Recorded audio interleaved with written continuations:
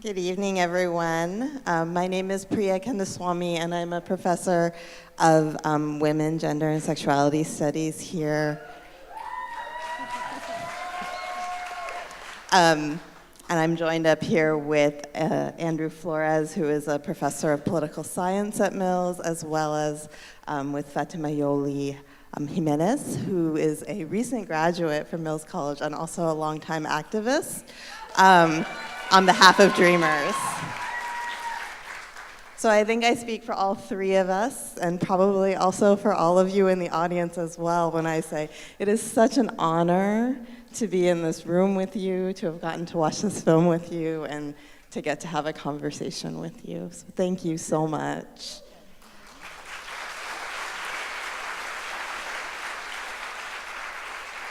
So the way that this is going to work this evening is that the three of us are going to start off a conversation with some questions, but we also would really like to take some questions from the audience as well. So you should have received some note cards as you came in. If you have a question you would like to ask Ms. Huerta or Camila Chavez, her daughter, who's with us as well, please write your question on the note card and then pass them to the aisles, and our ushers will pick them up and bring them to the stage.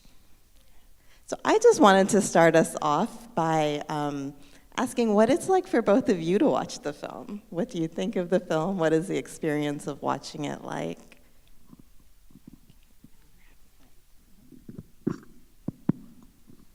Well, for me, it's been very reflective because it's made me kind of go back and think about how I got to where I was at. And I think the one word that stood out when I thought about it was courage. That I had the courage to do something so irrational as to give up my job as a teacher in the middle of a divorce with 7 children to go to Delano, not knowing where our next meal was coming from, with 7 kids. And but I felt it so strongly that I felt that it's something that I had to do. And it wasn't rational at all, because if you stop to think about, why would you do something like that? And of course, my family was very critical of me. They really thought I had gone nuts, you know. It was like going to run off and join the circus. But it also made me think about, and I think for everyone, that when we go out there and we work for other people or for a cause, whether it's for peace or LGBT rights or the environment, Black Lives Matter, whatever, that your own problems get so diminished. And we all have personal problems, but when you're out there helping other people, your problems just kind of get small, and they're always going to be there, but somehow they get handled. Because they kind of take a back seat. So I think that's the main thing I saw. And of course, a lot of the footage I had never seen myself. So it was like I was watching something new because a lot of the footage I had never seen. How involved were you in the making of the film? Well, I had really nothing to do with it. I was too busy campaigning with Hillary Clinton. So it was all, Carlos Santana who produced it, and Peter Bratt and Benjamin Bratt. They're the ones that really take credit for the film. And the great editing that was actually done by a woman, Jess, she's the one that did Jessica, she did the movie, and she was honored last night, by the way, by one of the women's groups here. But she needs to take a lot of credit because she's the one that put it all together.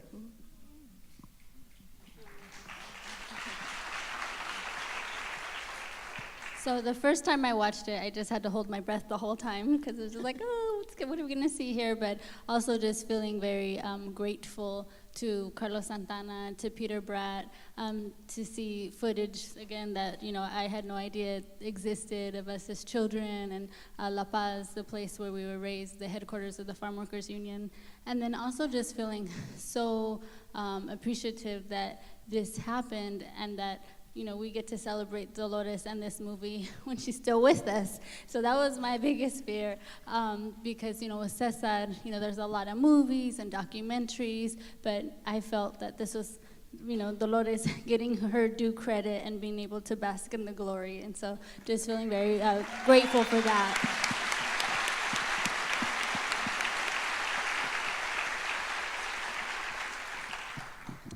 So a really important question. Do you still feel the same way about the spa? Well, I have yet to go to a spa.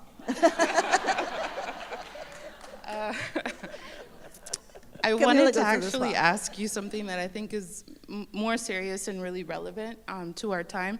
And I wanted to ask you about the tactics that you use to mobilize people that were oppressed under a regime of fear, because I feel like that's very relevant to what we're seeing now, especially with the movements like the Me Too movement, Black Lives Matters, and also with the anti-immigrant sentiment that's affecting DACA students and all kinds of people.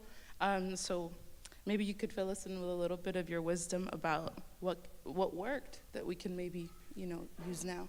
Well, a lot of people, when they see the movie, and they somehow think that somehow we walked through the field and the workers just all came out. It didn't happen like that at all. In fact, we were organizing for 3 years in people's homes, doing house meetings. And this is the way that my organization, the Dolores Huerta Foundation, we still do that. We organize in people's homes.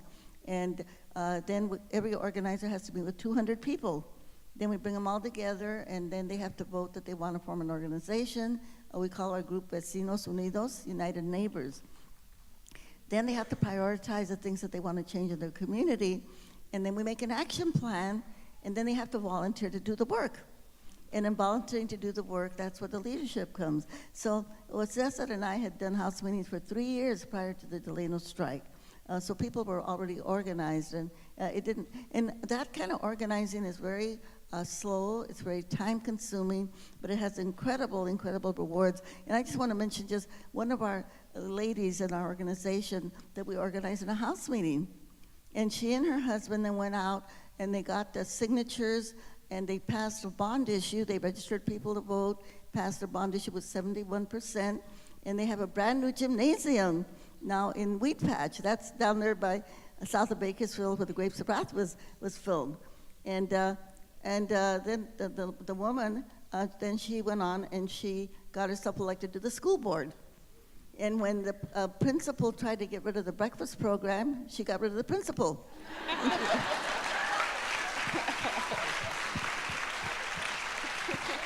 And then she got herself elected to the water board and found out that the person that they had just hired had been fired for embezzlement. And so she got rid of him.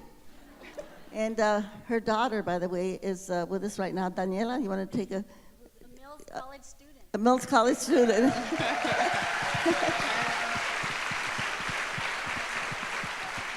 So Daniella Prado is the daughter of Leticia and Timoteo Prado, and Daniela started volunteering with DHF at the young age of 10 years old, and her father and her sister are employed by DHF. And of course we continue organizing because that's what it's all about. It's about taking power. And Leticia Prado, Daniela's mother, speaks very broken English. She never went to high school in the United States or to college, but she is very, very smart. And so right now, with our organization, the Dolores Huerta Foundation, we have farm workers, hotel maids, construction workers that are now sitting on water boards, school boards, and city councils. And in fact, Arvin, California, the mayor is only 25 years old, and he got elected when he was 19.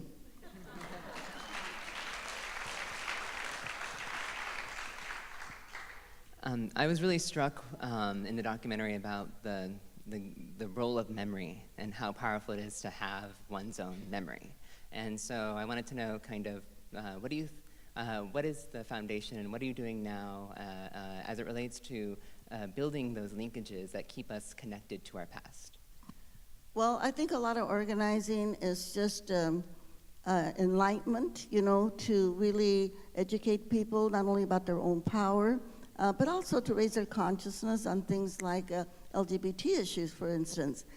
Because as you know, in the Latino community, many people are Catholics. They're also evangelicals, and they kind of are kind of taught the wrong things when it comes to women's right to choose, or when it comes to gay rights. And so that's part of the work that we do. But we're really focusing a lot of our work on education. We're trying to stop the school-to-prison pipeline. And we had to sue our high school district because of the large numbers of Latino and African American children that they had suspended and expelled out of school. Latino students, 480 times higher than white kids. African American students, almost 600 times higher than white kids. And so we settled that lawsuit. Now they've got to have positive behavior intervention systems. They've got to have restorative justice. They've got to have cultural competency training for the teachers. And a month of Hispanic Heritage Month and 1 month of African American Heritage Month. And then they've got to have community forums so that the parents and community and students can come and tell them what the issues are. And now we're in another city up in the Mojave Desert, a California city, and we're starting a project there. By the way that we organize is that we organize the parents, because we want them to take on the issues. It's not about us going to the school board, it's about the parents taking on the issues. So we're active in 7 different school districts right now, where we've organized the parents. But in this other area, the suspension and expulsion of African American students is 81%. The highest in the state of California. But this is happening all over the state of California, the Central Valley of California. 40% of the school districts in the Central Valley have the highest number of suspensions and expulsions in the whole state of California. And so education is a really big issue. They used to say that kids were dropping out of school. They're pushed out of schools. They're pushed out of school. And we're trying to stop that school-to-prison pipeline. By the way, I just want to say that I think one of the reasons that we are in such terrible shape in our country right now is because our educational system, because we never teach into our kindergarten or pre-kindergarten and through our whole school system what the contributions are of people of color. You know, and so this is why we have all of this racism in our society right now. But I do think that our educational system, as educators, we have to be in the forefront of making sure that we end the racism, the misogyny, the sexism, the homophobia, you know, in our society. And it's got to start with us, because if not, it's going to continue. Our children of color will never feel respected, and our Anglo children will have that poison of, you know, white privilege, right, and white supremacy. And I don't think we want to grow any more neo-Nazis, okay? So we've got to change it, and it's up to us to go out there and do it. One of the things that really struck me in the film was the part where it talked about how during the 60s and the 70s, there were all of these social movements and how they were also all interconnected, right? And that there was just this inherent intersectionality in what people were doing. And I was wondering if you could talk a little bit more about what it was like to be organizing at that time and the relationship between these movements, as well as do you see that happening today, or how can we cultivate more of that today? Well, I think we see a lot of that happening. I know, like here in Oakland, when they killed Oscar Grant, that there were a lot of people that were marching, and a lot of the people that were marching and protesting were Anglos. They were not African Americans or Latinos. And we saw the Women's March, right? The Women's Marches that we just saw recently, and we saw a lot of people on that march. So I think a lot of that intersectionality, as they call it, is happening today. And of course, for the Great Boycott, we had to do that because we never would have won unless we got the support of everyone. And I know there's a lot of marches and a lot of protests that are happening, but I think it's really good that people are taking the time to do that. But we also have to remember, and I know here in the Bay Area, everybody, you have such great representation, like Barbara Lee that was with us today, and all of your great representatives.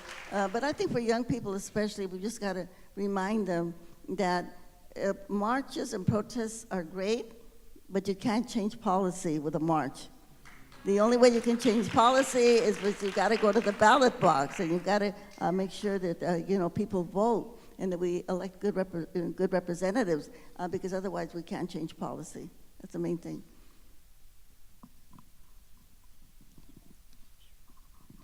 Well, on the topic of voting, I wanted to ask you what kind of work is the Dolores Huerta Foundation doing to include people in the process of, I know you do like voting, registration, like education and drives, and how are you including the people that can't vote, like felons and dreamers and people that just can't participate in the process? Well, actually, in the work that we do, and we do a lot, and we do phone banking and canvassing several times a year, not just one time during the election. We do it several times a year.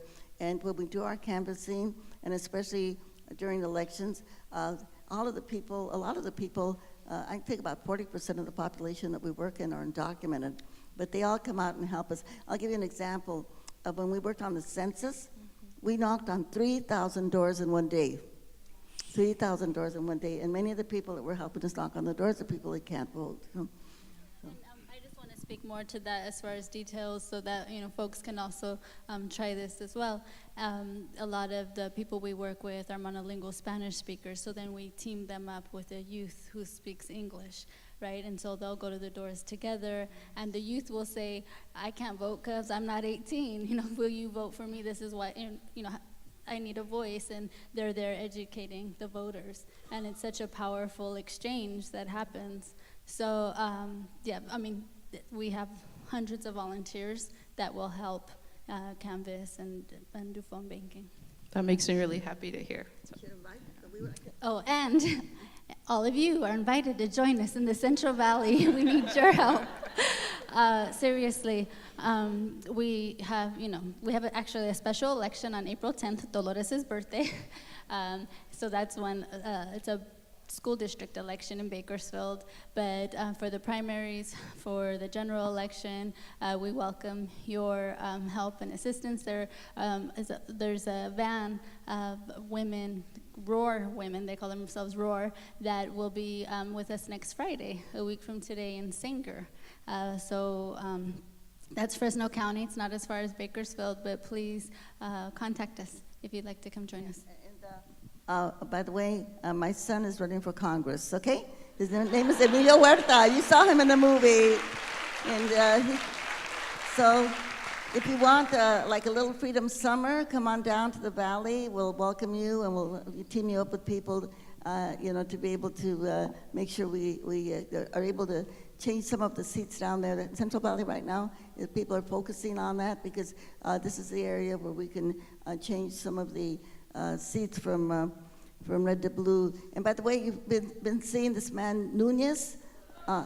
Yeah, he's from the Central Valley. Okay, parts of Fresno, one statistic I forgot to mention is that in the Central Valley, starting from Bakersfield all the way to Sacramento, since 1965, we have only had one new university, the University of Merced. In the meantime, we have 22 new prisons. 22 new prisons. So when we talk about the school to prison pipeline, those prisons line up with the school districts that Dolores spoke of earlier that have the highest suspension and expulsion rates in the state.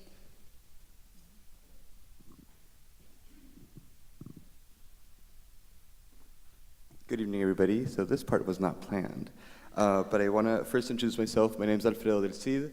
I'm the Assistant Director for Social Justice Resources and First Generation College Programs at Mills College. And in watching the documentary, I've followed your story and your life for quite some time. In fact, I did a couple of workshops on organizing based on your teachings, so thank you for that. But one of the things that Mills really takes pride on is being a place of firsts. And one of the programs that we are very proud of at Mills of running is I Am the First. That's the name of the program, and it's for our first generation college students. And give it up for first gen. Yeah. A very proud first gen here. And so one of the things that we do for our sophomores every year, we have a ceremony and we hand them a pin, and that pin says, I am the first, it's the logo. It's very, very desired pin by our students.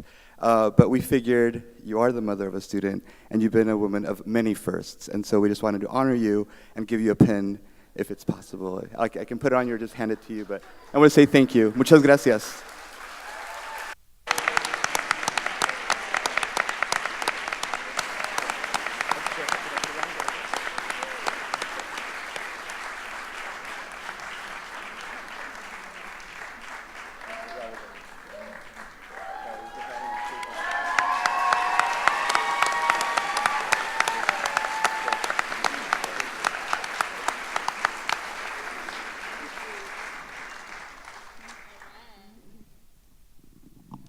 So I think we're going to turn to some of the questions from the audience. So I'll just read them. So the first one is actually for Camila, and it asks, as a Mills alumna, what is your perspective on how the school and future grads can do our part to carry on and build on the work of your mother and family, and yourself as well? Gosh, there's lots to do. So, no matter what your field of study is, we always need representation, in the sciences and in every field to really think about those in the community and how decisions that are being made, whether they're in boardrooms or wherever, that many times they lack, community representatives or just thinking about the community and how this affects them. So I say in whatever field you study to just make sure that the work that you're doing is benefiting those, that need help and support to increase civic engagement. That's my husband and my 2 babies right there, so I'll just give a shout out. I just want to say that, when we were growing up, what I really love and appreciate about my mom's style of motherhood is that she supported whatever our interests were. So she didn't tell us you have to grow up to be activists, but she just, made us go everywhere with her.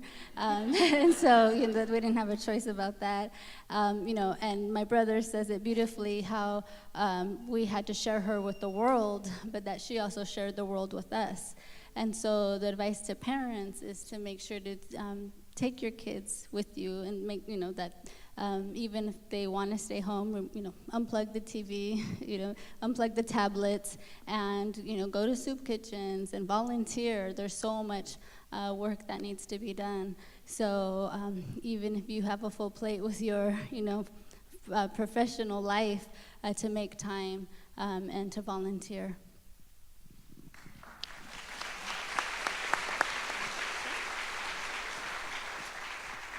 All right, so this one's for Dolores. How did your childhood influence your career and your work? Well, there's one thing that was left out of the movie that I wish they would have included, and that was I was a Girl Scout for 10 years. So from the time I was 8 to the time I was 18 years old, for 10 years I was a Girl Scout.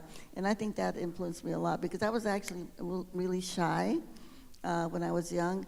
The other thing is when I was a teenager and started getting the racism in the high school and the profiling by the police, where they would stop us coming home from a basketball game or a football game. And because, as you saw in the film, I grew up with a very mixed ethnic group where I grew up in Stockton, California, and they would always harass us, the police would harass us. And then I opened up a teenage center and where we had jukeboxes and table tennis and just someplace. My mother was a business person, so she had a lot of good friends. And then the police shut us down because they didn't want to see the white girls hanging out around with African Americans and Filipinos and Mexicans. And so I think all of that really created a lot of anger. And I always wanted to see how we could make those changes to stop that kind of racism that I grew up with. Like a lot of us of color here in the room are women that always have to face these what they call microaggressions today. You just want to see what you can do to change it. So, thank you. let's see, working with Latinos, particularly undocumented families that are afraid of getting involved out of fear of being targeted by ICE and the police.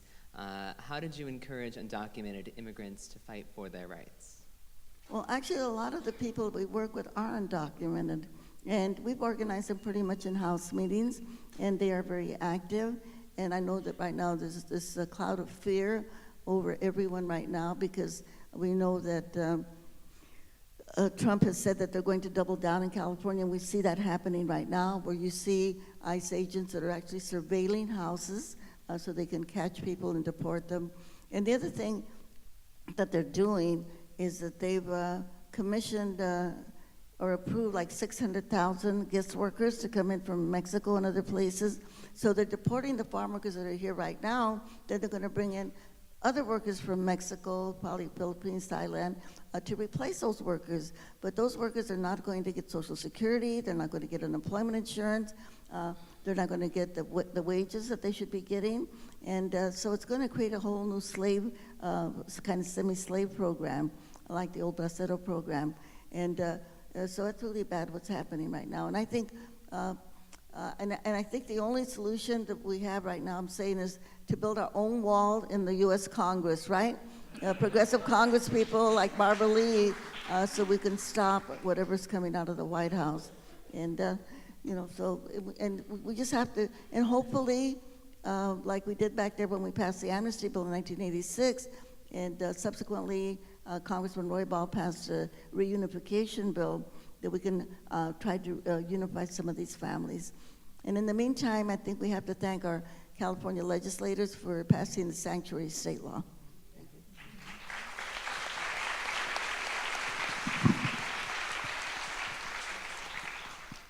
So this question reads, I am 11 years old, and I love the country, and I wonder what I could do to help the farmers. Well, what you can do is ask your parents and also your classmates to maybe contact Senator Feinstein's office and Senator Kamala Harris and thank them for standing up for the dreamers, okay? Thank them for standing up to the dreamers, because we know that the whole decision about whether they will be able to stay here or not in this country, and the dreamers are young people that were brought here when they were children, and they were raised in this country, and they never knew that they were not citizens. And President Obama passed an executive order that they could stay here, and now the Congress is deciding whether they're going to be able to stay here or not. And so I think that's one of the things that everybody can do. You know, that would be very helpful. And then I would just say to, who's the 11-year-old that wrote that? Do you live in, I imagine you live in the city? You live in the city?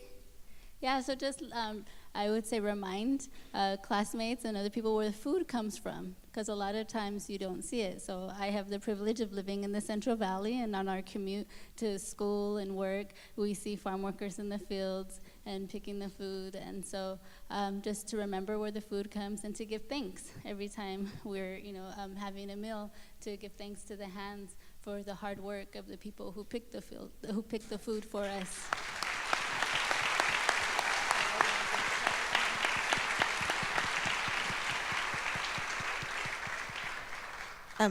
Before we go on to another audience question, I just wanted to also ask something following up on what you said. You mentioned the situation, the dreamers, and of undocumented students, and because we are at a college campus, and at Mills we have dreamers and undocumented students across the country have been organizing for their rights. And I'm just curious, what would you say to those students? What kind of advice would you give them in the work that they're doing right now? The students here, or the dreamers? The dreamers. Well, to the dreamers, I just want to congratulate them, because they have been in the vanguard and the forefront and of the activism that they have shown and the courage that they have shown. And I just want to thank them, and to just keep on keeping on. I really do believe that we ultimately will get the DREAM Act, that they can stay here. I think it's going to come at a cost, And if it does come at a cost again to the dreamers, I want to say, and to everybody else, Whatever the Democrats are able to negotiate, it may not be what we want, and just not to be too harsh on our representatives, because they are fighting for the dreamers right now. And yeah, they may have to get money for the stupid wall on the Mexican border, but I think it'll take them a long time to build it. So I think we have about 5 minutes left, so we'll do a couple more questions from the audience before we wrap up. Yoly? Sounds good. Let's see, this one here says, how do we keep on when we feel hopeless? How do we keep faith and hope? Well, as you saw in the movie back in the 60s, and I always like to say to everybody, what? If you missed the 60s, we're back. Okay? And you saw in the movie that we were able to beat Richard Nixon, the President of the United States, Ronald Reagan, the Governor of California, and all of those organizations that were just in formation, like the environmental movement, the LGBT movement, the second wave of the women's movement, the Chicano movement. These were all starting, and now they're here and they're institutionalized, And we're going to be a lot stronger. We shouldn't despair at this point. As an organizer, I see this as a great organizing opportunity. Because I think I have been following the film all over the country, and people are concerned, and I'm just, agitating and urging everybody, please get involved, please get out there and vote. Please, not only vote, but get all of the people that to vote. Get out there and phone bank and door knock and do this work and talk to people that don't agree with us also, because that's important. And the other thing, I've been quoting Pablo Neruda, the Chilean poet, and he said, they can cut all the flowers, but they can't hold back the spring. They can cut all the flowers, but they can't hold back the spring. And I'm saying that all of us have to be organizers, and we have to go out there and sow the seeds, sow the seeds. We're going to plant the seeds of justice, and yes, there will be a spring. And when that spring comes, we're going to be stronger than ever. And remembering that it's not only about our United States of America, because whatever we do influences the rest of the world. And we have to keep working for the day when we can have free college education for every student, where we can have universal health care for everybody, like they do in Europe and like they do in Cuba, little Cuba that has free education, free health care for everybody. These are things that we can do. And I just want to mention one other thing. We have been very fortunate in California to be able to pass laws that tax the millionaires. You'll remember that in the two propositions that we passed, Proposition 30 and Proposition 55. Well, in November of this year, we're going to have another proposition on the ballot, and we may ask you to help us get signatures, actually. Workers, they're poor, they don't speak English, they're not citizens, they don't have any money. And what we would say, the answer is this, and this is the way that we organize now with my foundation. We have to tell people, look, you have power, and the power is in your person. And this is all the power that you need. But you've got to come together, and we've got to take direct action, direct nonviolent action. And this is the way that we can make the changes. So we just all have to come together and do it. And so I'm going to ask you a question now, and I know you know the answer. And this is the question I'm going to ask you. I want to ask you, who's got the power? And I want you to say, we've got the power. Wait, hold on. And then then I'm going to say, what kind of power? And I want you to say, people power, okay?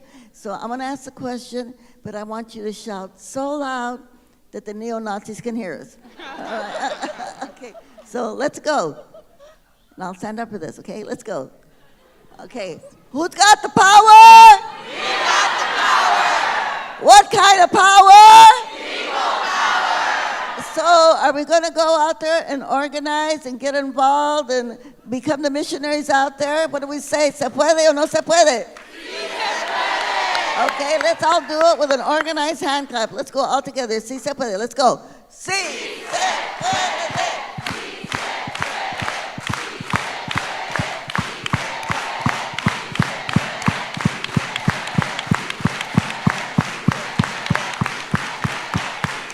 Muchas gracias.